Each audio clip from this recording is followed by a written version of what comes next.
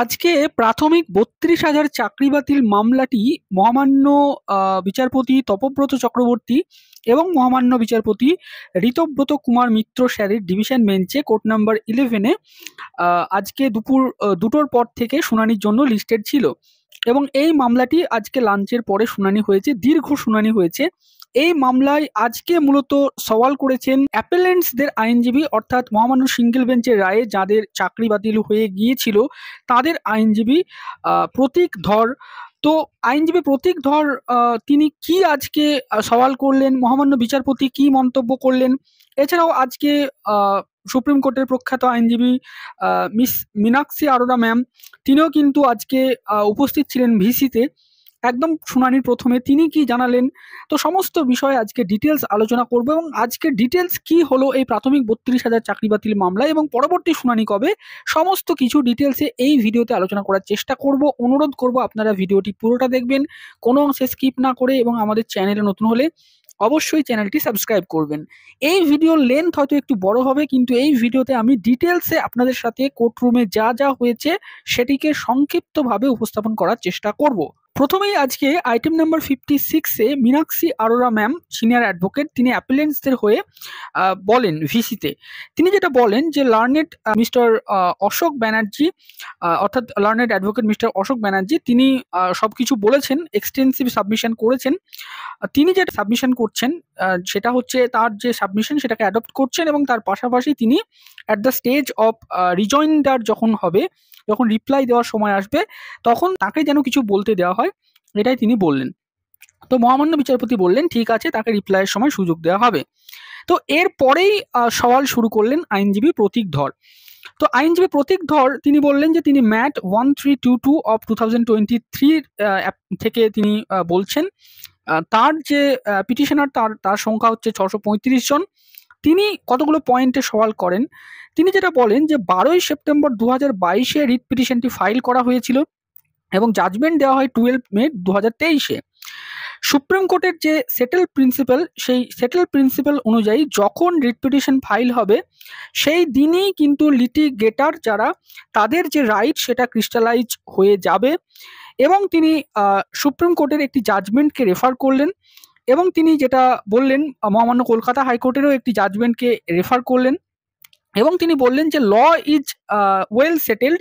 যেদিন মামলা ফাইল হবে সেই দিনেই কিন্তু যা যা প্রেয়ার করেছে পিটিশনাররা, সেই প্রেয়ারগুলোর ওপরেই ভিত্তি করে কিন্তু রিলিফ দেওয়া হবে। এরপরে তিনি 2016-র যে রুলস ছিল প্রাইমারি শিক্ষক নিয়োগের, তার যে রুল 6(3), যেখানে আনট্রেন্ড ক্যান্ডিডেটরাও রিক্রুটমেন্ট হয়েছিল, কিন্তু তাদের যে কন্ডিশন ছিল 2 বছরের মধ্যে তাদেরকে ট্রেনিং করে নিতে হবে, এই জায়গাটাই তিনি 2025 সালে NIOS DLED সংক্রান্ত একটি জাজমেন্ট, যেটি অনারেবল জাস্টিস BR গাভাই স্যারের বেঞ্চ থেকে দেওয়া হয়েছিল, সেই জাজমেন্টটি তিনি দেখাতে লাগলেন যে আনট্রেন্ড ক্যান্ডিডেটরা ইন সার্ভিস অবস্থায় তারা ট্রেনিং করেছিল এবং তাদের যে ট্রেনিং করার পরে তারা এই মুহূর্তে ট্রেন্ড ক্যান্ডিডেট হয়েছে, এই বিষয়টা তিনি বোঝাতে চাইলেন।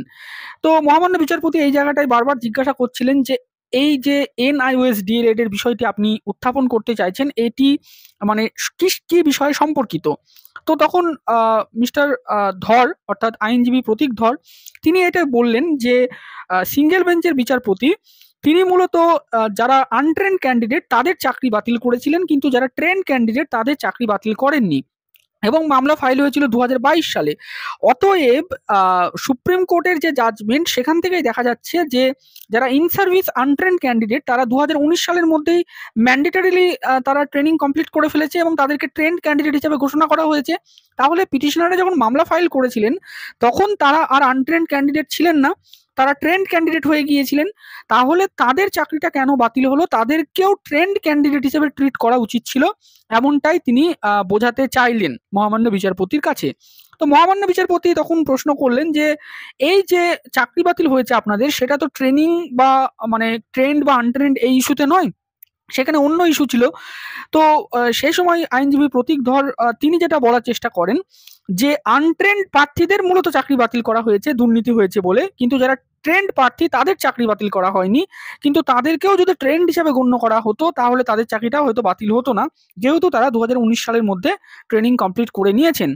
তো এই ক্ষেত্রে আইনজীবীকে মহামান্য বিচারপতি প্রশ্ন করলেন যে এখন আপনারা যেটা বলুন যে আপনাদের যে চাকরি বাতিল করা হয়েছে যে যে কারণের ভিত্তিতে, সেই বিষয়গুলো জাস্টিফাইড কি জাস্টিফাইড নয়, এই যে ট্রেনিং বা আনট্রেন্ড এই বিষয়টা, মহামান্য বিচারপতি বললেন এটার বাদ মানে থেকেও ওগুলো বেশি ইম্পর্টেন্ট।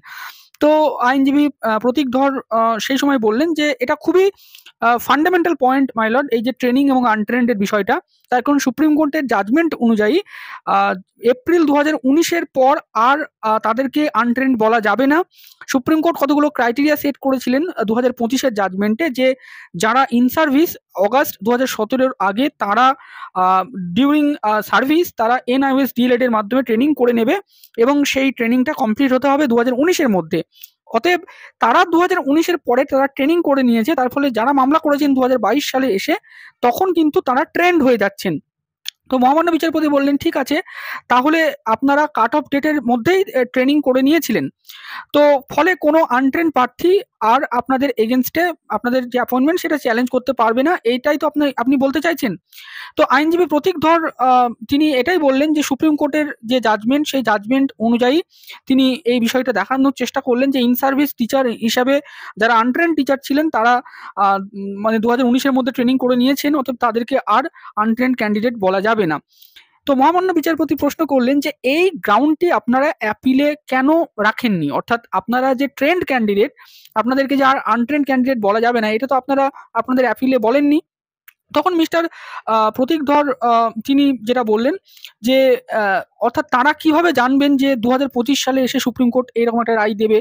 যখন পিটিশনগুলো ফাইল হয়েছিল, মানে যখন তারা ডিভিশন বেঞ্চের রায়কে চ্যালেঞ্জ করেছিলেন, তখন তো তারা আর জানতেন না। এই বিষয়টা তিনি বোঝাতে চাইলেন এবং তিনি বললেন যে এই পয়েন্টটা খুবই নেসেসারি পয়েন্ট, এটা দেখা হোক। এইটা মহামান্য সিঙ্গেল বেঞ্চের বিচারপতি ইগনোর করে গেছেন। এবং তিনি আরও যে বিষয়টা বলতে লাগলেন যে রুল 6(3)-তে যেখানে বলা হয়েছিল যে আনট্রেন্ড প্রার্থীরা অ্যাপয়েন্টমেন্ট পাবে, কিন্তু তাদেরকে 2 বছরের মধ্যে ট্রেনিং করে নিতে হবে, তো সেই হিসাবে তারাও 2 বছরের মধ্যে ট্রেনিং করে নিয়েছেন, এই বিষয়টা তিনি বোঝাতে চাইলেন। এবং তিনি রুল 2(c) যেখানে বলা হয়েছে যে টিচিং অ্যাপটিটিউডের বিষয়টা, সেখানে টিচিং অ্যাপটিটিউডের যে ডেফিনেশন, সেই ডেফিনেশনটা হচ্ছে ন্যাচারাল টিচিং অ্যাবিলিটিকে অ্যাসেস করা। এই জায়গায় আইনজীবী প্রতীক ধর তিনি যেটা বোঝাতে চাইলেন যে এই টিচিং অ্যাবিলিটিটাকে অ্যাসেস করা হয়েছিল, সেপারেটলি হয়নি, এটাকে অর্থাৎ একসাথে, অর্থাৎ ইন্টারভিউ যখন নেওয়া হয়েছিল তখন ইন্টারভিউয়াররাই বিভিন্ন প্রশ্ন করে এটা বোঝার চেষ্টা করেছিলেন যে একজন প্রার্থীর ন্যাচারাল টিচিং এবিলিটি রয়েছে কি নেই। তো মহামান্য বিচারপতি তখন প্রশ্ন করলেন আইনজীবীকে যে did your interviewer understand this, অর্থাৎ আপনাদের যারা ইন্টারভিউয়ার ছিল, মানে যারা ইন্টারভিউ নিয়েছিল, তারা কি এই বিষয়টা ভালো করে জানতো যে ন্যাচারাল টিচিং এবিলিটি মানে কিভাবে অ্যাসেস করতে হয়। এবং মহামান্য বিচারপতি আরও প্রশ্ন করলেন যে যারা ইন্টারভিউ নিয়েছিল তারা এইসব জানতো বলে তো মনে হয় না, তাহলে ইন্টারভিউ অ্যান্ড অ্যাপটিটিউড টেস্ট কি কম্পোজিট ম্যানারে হয়েছিল বলে আপনি বলতে চাইছেন। তো তখন আইনজীবী বললেন যে মাইলট এটাই তিনি বলতে চাইছেন যে এই যে ন্যাচারাল টিচিং অ্যাবিলিটি অ্যাসেস করা হবে অ্যাপটিটিউড টেস্টের মাধ্যমে, এখানে যেটা বলা হচ্ছে তার মাধ্যমে এটাই বোঝা যাচ্ছে যে এটা একসাথেই হয়েছিল, সেপারেটলি হয়নি। মহামান্য বিচারপতি তখন বললেন আপনি যেভাবে বলছেন বিষয়টি, ইন্টারভিউয়াররা কি এই বিষয়টা জানতো? এটা খুবই আনফর্চুনেট যে বোর্ড যাদের ইন্টারভিউ নিতে বলেছিল তারা এসব হয়তো জানতো না, এটাই মহামান্য বিচারপতি বলতে চাইলেন। তখন মিস্টার ধর আইনজীবী তিনি বললেন যে মাইলর্ড তারাও এটা বুঝেছিল, কিন্তু তারা হয়তো সিঙ্গেল বেঞ্চের কাছে বিষয়টিকে বলতে পারেনি। তো মহামান্য বিচারপতি তখন বললেন যে প্লিজ ডোন্ট ডু দিস, অর্থাৎ তাদের হয়ে আপনাকে বলতে হবে না যে তারা কি জানতো কি জানতো না, আপনি আপনাদের সাবমিশনটা করুন, যে গ্রাউন্ডে আপনারা মামলাটিকে চ্যালেঞ্জ করেছেন সেই গ্রাউন্ডগুলো আপনি প্রেজেন্ট করুন। তো এই সময় আইনজীবী বললেন যে মাইলর্ড এই গ্রাউন্ডটা অত্যন্ত রিলিভেন্ট, তার কারণ অনারেবল সিঙ্গেল বেঞ্চ অ্যাপটিটিউড টেস্টের ডেফিনেশনটা দেখেননি। অ্যাপটিটিউড টেস্ট এমনভাবে হয়েছে যেটা ইন্টারভিউয়াররা বিভিন্ন প্রশ্নের মাধ্যমে বুঝেছেন, এবং তিনি এই যে অ্যাপটিটিউড টেস্ট বিষয়টা যে কিভাবে মানে নিতে হয় বা কিভাবে নেওয়া হয়েছিল, এই বিষয়টা তিনি বোঝানোর চেষ্টা করতে লাগলেন মহামান্য বিচারপতিকে। এবং তারপরে আইনজীবী জানালেন যে সিঙ্গেল বেঞ্চ যেটা বলেছে যে অ্যাপটিটিউড টেস্ট মানে আলাদাভাবে নিতে হবে, সেপারেট ডেটে নিতে হবে, বিষয়টা তেমন নয়, এটা একসাথে নেওয়া হবে।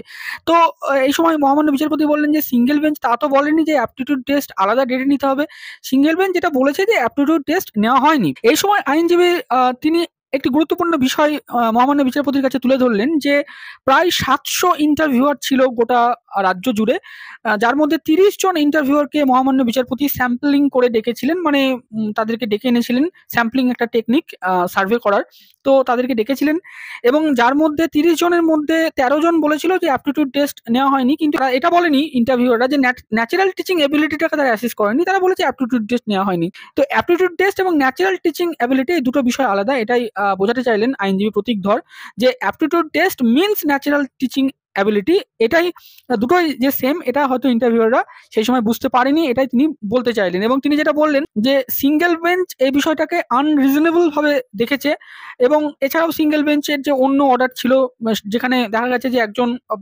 ব্যক্তি তিনি ইংরেজিতে কথা বলতে পারেননি বলে তার চাকরি বাতিল করে দেওয়া হয়েছিল, এই বিষয়গুলো তিনি বললেন যে সিঙ্গেল বেঞ্চের বিভিন্ন ক্ষেত্রে দেখা গেছে যে তিনি রিজনেবল অর্ডার দিচ্ছিলেন না, এই পার্টটা তিনি বলেন। তো মহামান্য বিচারপতি বললেন যে এই যে বিষয়টা, এটা আপনাদেরকে কিভাবে এফেক্ট করছে যে অন্য কারোর চাকরি বাতিল করলো ইংরেজি বলতে পারছে না বলে।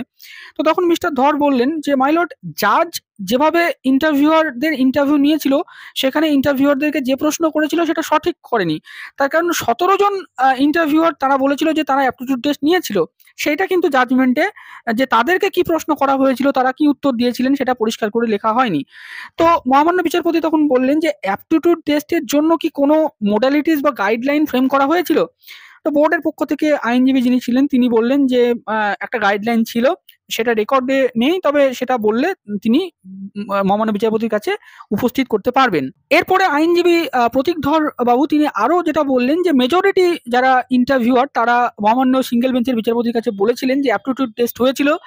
যারা বলেছিল হয়নি তারা ভেবেছিল যে অ্যাপটিটিউড টেস্ট হয়তো আলাদা বিষয়, তারা হয়তো সেই সময় বুঝতে পারেনি, কিন্তু সেটা যে একসাথেই নেওয়া হয়েছিল সেটা কিন্তু তারা হয়তো বুঝতে পারেনি যে এটা ইনট্যাঞ্জিবল, অর্থাৎ এটা যে এর কোনো গাইডলাইন বা নর্মস এরকম অ্যাসেস থাকতে হবে তা নয়, এটা বিভিন্ন প্রশ্নের মাধ্যমে ইন্টারভিউয়াররা অ্যাসেস করে। তারপরে আইনজীবী আরেকটি গুরুত্বপূর্ণ বিষয় নিয়ে মহামান্য বিচারপতির কাছে তুলে ধরলেন যে মহামান্য বিচারপতি সিঙ্গেল বেঞ্চের বিচারপতি যেটা বলেছিলেন তার জাজমেন্টে যে হিউজ অ্যাবসার্ড মার্কিং দেওয়া হয়েছে, মানে যারা লো একাডেমিক তাদেরকে হাই ইন্টারভিউ এবং অ্যাপটিটিউড টেস্টে মার্কস দেওয়া হয়েছে, এই বিষয়টা ঠিক নয়। তার কারণ টোটাল যে পরীক্ষা দিয়েছিলেন অর্থাৎ চাকরি পেয়েছিলেন 42,000, তার মধ্যে 5,216 জনের একাডেমিক হচ্ছে লো, মানে 12%। তো তারা একাডেমিক্যালি লো কিন্তু তারা ভার্বালি গুড, তার জন্য তারা অ্যাপটিটিউড টেস্টে বেশি নাম্বার পেয়েছে বা ইন্টারভিউ বেশি নাম্বার পেয়েছে। অন্যদিকে 88% প্রার্থী এমন অ্যাপয়েন্টমেন্ট পেয়েছেন যাদের একাডেমিক্স অত্যন্ত ভালো এবং তারা ইন্টারভিউ বা অ্যাপটিটিউড টেস্টেও ভালো নম্বর পেয়েছেন। তো তার ফলে এখানে 88% যেখানে ভালো একাডেমিক, সেখানে বলা যায় না যে হিউজ অ্যাবসার্ড বা দুর্নীতি হয়েছে। এছাড়াও তিনি পিটিশনার যারা রয়েছেন তারা যে চাকরি পাননি কেন, তারা যে লো কাট অফে রয়েছেন তার জন্য তারা চাকরি পাননি, এই জন্য তিনি বিষয়গুলো দেখাচ্ছিলেন। বিভিন্ন পিটিশনারের বিভিন্ন জেলা ভিত্তিক নাম বলছিলেন এবং পিটিশনার কত নম্বর পেয়েছেন এবং তার জেলায় তার ক্যাটাগরিতে কত লোয়েস্ট কাট অফ ছিল, এই বিষয়গুলো তিনি দেখান। এবং তিনি এটাও বলেন যে সিঙ্গেল বেঞ্চের মহামান্য বিচারপতি যেটা বলেছিলেন যে 14.191 এটাই হচ্ছে কাট অফ, এইটা সঠিক নয়। এই 14.191 গোটা রাজ্যের কাট অফ নয়, এটা একটা পার্টিকুলার ক্যাটাগরির কাট অফ। এই কাট অফটাকেই মহামান্য বিচারপতি ইন জেনারেল ভাবে দেখেছিলেন, এটা সঠিক নয়। এরপরে তিনি যেটা বললেন যে রিট পিটিশনটা মেনটেনেবল নয়, তার কারণ এটা 4 বছর পরে ফাইল করা হয়েছে এবং তারা চাকরি করছেন 2017 থেকে। তারপরে তিনি এবার 165 এভিডেন্স অ্যাক্ট নিয়ে বিভিন্ন প্রভিশন নিয়ে বলতে লাগলেন এবং তিনি যেটা বললেন যে 165 অ্যাক্ট যেটা, সেখানে উইটনেসকে মানে 165 এভিডেন্স অ্যাক্টে মহামান্য সিঙ্গেল বেঞ্চের বিচারপতি বা রিট কোর্টের বিচারপতি উইটনেসকে ডাকতে পারে না। তো এই জায়গায় অনারেবল জাস্টিস ঋতব্রত কুমার মিত্র স্যার বললেন যে উইটনেসকে 165-এ ডাকতেই পারে চাইলে সিঙ্গেল বেঞ্চের বিচারপতি। তো তারপরে আবার আইনজীবী বললেন যে 226 যে আর্টিকেল রয়েছে সেখানে রিট কোর্টের যে প্রসিডিং সেখানে 165 এভিডেন্স অ্যাক্ট অ্যাপ্লাই করা যায় না। তো এই জায়গায় মহামান্য বিচারপতি বললেন যে 226 যে আর্টিকেল রয়েছে সেখানে 165 অ্যাপ্লাই করা যায় না, এমন কি কোনো জাজমেন্ট আছে? তো মিস্টার ধর বললেন যে এরকম জাজমেন্ট তো নেই, তার কারণ রিট কোর্টে সচরাচর এই ধরনের 165 এর বিষয়টা অ্যাপ্লাই করা হয় না, তার জন্য এই ধরনের জাজমেন্ট নেই। তো মহামান্য বিচারপতি এই জায়গায় গুরুত্বপূর্ণ কিছু মন্তব্য করলেন। যেমন মহামান্য বিচারপতি বললেন যে দেখুন, এখানে যে লার্জ করাপশন হয়েছে, এমন একটা এনভায়রনমেন্ট তৈরি হয়েছে, বিভিন্ন যে নিয়োগ প্রক্রিয়াগুলো হয়েছে আমাদের এই যে প্রাইমারিতে, আপার প্রাইমারি অথবা এসএসসিতে, সেখানে সিবিআই তদন্ত চলছে, ইডি তদন্ত হচ্ছে, চাকরি বিক্রি হয়েছে, অনেকেই জেলে রয়েছে, এই যে স্ক্যাম হয়েছে, তার ফলে মহামান্য সিঙ্গেল জাজ, এটা হয়তো একটা পারসেপশন তার একটা তৈরি হতেই পারে যে একটা করাপশন হয়েছে, এবং তার জন্যই তিনি হয়তো 165 এভিডেন্স অ্যাক্টটাকে প্রয়োগ করে বিষয়টি ভেতরে ঢুকতে চেয়েছেন। তো এইখানে কি কোনো এমন ল রয়েছে যে মহামান্য সিঙ্গেল বেঞ্চের বিচারপতি কোন কোন ক্ষেত্রে 165 এভিডেন্স অ্যাক্ট অ্যাপ্লাই করতে পারে, কোন কোন ক্ষেত্রে পারে না? তো এই জায়গায় মিস্টার ধর যেটা বললেন যে এমন কোনো প্যারামিটার নেই, তবে এমন কোনো প্যারামিটার তৈরি করারও প্রয়োজন নেই, তার কারণ এই যে প্রাইমারিতে 165 এভিডেন্স অ্যাক্ট প্রয়োগ করা হয়েছে, এটা প্রয়োগ করার মতো কোনো সিচুয়েশন তৈরি হয়নি। তো মহামান্য বিচারপতি বললেন যে এখানে যেভাবে সবকিছু হয়েছে, সিবিআই ইডি তদন্ত, জেল, তার ফলে পারসেপশন হওয়াটা কি স্বাভাবিক নয় মহামান্য বিচারপতির? এবং এই বিষয়টা ইগনোর করা যায় না, এটা নিয়ে কেউ বলছেন না আপনারা যে আপনাদের বিরুদ্ধে কোনো প্রমাণ নেই যে আপনারা টাকা দিয়ে চাকরি পাননি, এই বিষয়গুলো নিয়ে আপনারা বলুন। অর্থাৎ মহামান্য বিচারপতি সেই স্ক্যাম বা এই বিষয়টা নিয়ে জানতে চাইছেন যে এই বিষয়টা নিয়ে বলুন, যে এই যে সিবিআই তদন্ত হচ্ছে, ইডি তদন্ত হচ্ছে, টাকা দিয়ে চাকরি বিক্রি হচ্ছে, এই বিষয়গুলো যে উঠে আসছে, তাহলে আপনারা এটাই বলুন যে আপনারা মানে সবাই খুব ভালোভাবে চাকরি পেয়েছেন, আপনাদের বিরুদ্ধে অ্যাজ সাচ কোনো এভিডেন্স নেই। তো এই বিষয়টা নিয়ে আপনারা বলুন। তো মহামান্য বিচারপতিকে এই সময় আইনজীবী প্রতীক ধর তিনি যেটা জানালেন যে এই কেসটি আলাদা, এই কেসে করাপশন হয়েছে এমন কোনো এভিডেন্স নেই। করাপশনটা অনারেবল সিঙ্গেল জাজের পারসেপশন থেকে তিনি বলেছেন। প্রায় এখানে দেখা যাচ্ছে 26,000 যে এসএসসি চাকরি বাতিল হয়েছে বা এই বিষয়গুলো উঠে এসছে, তার ফলে এই বিষয়টাকে ওইগুলোর সাথে গুলিয়ে দেওয়া ঠিক নয়, অর্থাৎ এসএসসির মামলা বা অন্য মামলাগুলো আলাদা। তো এটা বলার পরে আইনজীবী যেটা জানালেন যে তাদেরকে এই মামলায় পার্টি করা হয়নি, তারপরে প্যানেল এক্সপায়ার হয়ে গিয়েছিল। প্যানেল এক্সপায়ারি হওয়ার বিষয়টিতে মহামান্য বিচারপতি বললেন যে প্যানেল তো পাবলিশডই হয়নি, প্যানেলের ডেফিনেশনে দেখুন লেখা রয়েছে প্যানেলটাকে পাবলিশড হতে হবে। এবং মহামান্য বিচারপতি বললেন যে আমি যদি পার্টিসিপেট করি এই কোনো রিক্রুটমেন্টে এবং তারা যদি প্যানেল পাবলিশই না করে, তাহলে আমি কি করে জানবো বা আমি কি করে মামলা করব তাহলে? তো মিস্টার ধর তখন বলেন যে মাই লর্ড, তারা যখন প্যানেল পাবলিশ করেনি তখন তারা সেই সময় কেন মামলা করেনি, তারা এতদিন পরে কেন মামলা করলো? তারপরে তখন জাস্টিস জিজ্ঞাসা করলেন যে তাহলে এই যে সোসাইটি আমাদের, সে সোসাইটির তাহলে কি হবে? সোসাইটিকে সারা জীবন সাফার করবে এভাবেই? এই সময় আইনজীবী প্রতীক ধর একটি গুরুত্বপূর্ণ কথা বললেন যে my lord, accepting the environment such choice between bad or lesser bad, অর্থাৎ যা এনভায়রনমেন্ট রয়েছে আমাদেরকে সেটাকেই অ্যাকসেপ্ট করতে হবে, এবং এর মধ্যেই কোনটা খারাপ এবং কোনটা কম খারাপ এটাই আমাদেরকে বাঁচতে হবে। আমি বলছি না যে এই রিক্রুটমেন্টের এভরি পার্ট পারফেক্ট, অর্থাৎ কিন্তু লর্ডশিপ এর কাছে গুড অর ব্যাড এর কোনো চয়েস নেই, অর্থাৎ এখানে গুড বা কে ভালো কে খারাপ এমন নয়, এমন চয়েস কিন্তু করা ঠিক নয়। এক্ষেত্রে কে খারাপ এবং কে কম খারাপ এই বিষয়টা চয়েস করা উচিত। তো এরপরে প্যানেলের ভ্যালিডিটি নিয়ে তিনি বললেন যে after expiry of panel no relief has been given. মহামান্য বিচারপতি তখন আবার সেই প্রশ্নটাই করলেন যে দেখুন, প্যানেল এক্সপায়ারের পরে কোনো রিলিফ দেওয়া হবে না, কিন্তু এক্ষেত্রে প্যানেলটা তো পাবলিশডই হয়নি। তখন মিস্টার ধর বললেন যে মাই লর্ড, প্যানেল অ্যাপ্রুভড হওয়ার পর থেকে কিন্তু মানে 1 বছরের মধ্যে এবং তারপরে আরো 6 মাস এবং আরো 6 মাস, মানে 2 বছরের মধ্যে প্যানেলটা মানে ভ্যালিডিটি তার হারিয়ে যায়। তো সেই সময়ের মধ্যে যদি পিটিশনারটা মামলা করতো তাহলে তারা রিলিফ পেত, এর পরবর্তীতে আর কোনো রিলিফ দেওয়া যাবে না। তো মহামান্য বিচারপতি প্যানেলটি কখন অ্যাপ্রুভ হয়েছিল সেই বিষয়ে জানতে চাইলেন। তো মিস্টার ধর জানালেন যে ফেব্রুয়ারি 2017, এবং এই বিষয়ে তিনি বিভিন্ন জাজমেন্ট দেখাতে লাগলেন সুপ্রিম কোর্টের। তো তারপরে তিনি এবার যে বললেন যে বোর্ড কেন ইন্ট্রিম অর্ডার চ্যালেঞ্জ করেনি সিঙ্গেল বেঞ্চ যখন দিচ্ছিল সেইগুলো, সেই নিয়ে তিনি কিছু জাজমেন্ট দেখালেন, এবং তারপরে তিনি আরটিআই ডকুমেন্টের বিষয়ে কিছু জাজমেন্ট দেখালেন। তারপরে তিনি সুপ্রিম কোর্টের যে অর্ডার ছিল 7 জুলাই 2023, সেখানে তিনি বললেন যে সুপ্রিম কোর্টে একটা গুরুত্বপূর্ণ বিষয় অবজার্ভ হয়েছে যে তাদেরকে পার্টি করা হয়নি, এবং সুপ্রিম কোর্ট যে ফ্রেশ সিলেকশন নিতে বলেছিল বোর্ড, সেটাকে সুপ্রিম কোর্ট নিতে বারণ করেছিল। এরপরে আইনজীবী তার সাবমিশন শেষ করলেন, একটা কথা বললেন যে ক্যান 58-এ যারা ভিজুয়ালি চ্যালেঞ্জ ক্যান্ডিডেট রয়েছেন তাদের যে বিষয়টাকে যাতে অ্যালাউ করা হয়, তার কারণ তাদের চাকরি পাওয়াটা খুবই দুষ্কর।